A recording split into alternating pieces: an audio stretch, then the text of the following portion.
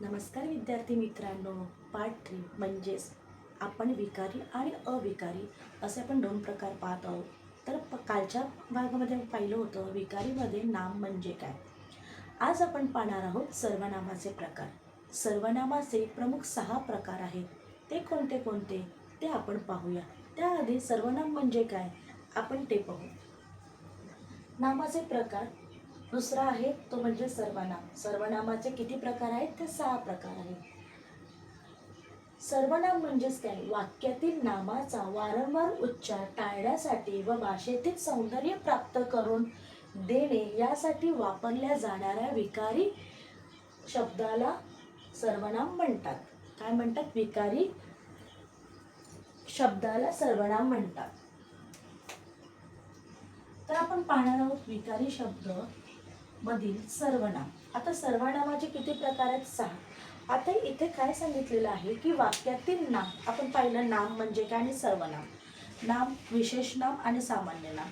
तर कधी कधी आपण सतत आता सपोज आपण एका मुलीचं नाव घ्या, रीमा शाळेत जाते, बरोबर. तर आपण सतत असं नाही बोलणार ना की गीता शाळेत जाते, गीताने अभ्यास केला, गीताने जेवण केलं, गीता नृत्य करते. आपण सतत एका शब्दाचा उल्लेख सतत नाही करू शकत. तेव्हा वाक्यातील सौंदर्य जपण्यासाठी आपण गीताबद्दलचं नाव आपण ती, तिने असे काय करतो, सर्वनाम वापरतो. आणि म्हणूनच सांगितलं आहे की वाक्यातील सौंदर्य प्राप्त करून देणे म्हणजेच विकारी शब्दाला सर्वनाम म्हणतात. समजलं? तर आता सर्वनामाचे एकूण 6 प्रकार आहेत. कोणते ते पाहूया. पुरुषवाचक सर्वनाम, दर्शकवाचक सर्वनाम, संबंधी सर्वनाम, प्रश्नार्थक सर्वनाम, अनिश्चित सर्वनाम आणि आत्मवाचक सर्वनाम. हे सर्वनामाचे एकूण 6 प्रकार आहेत.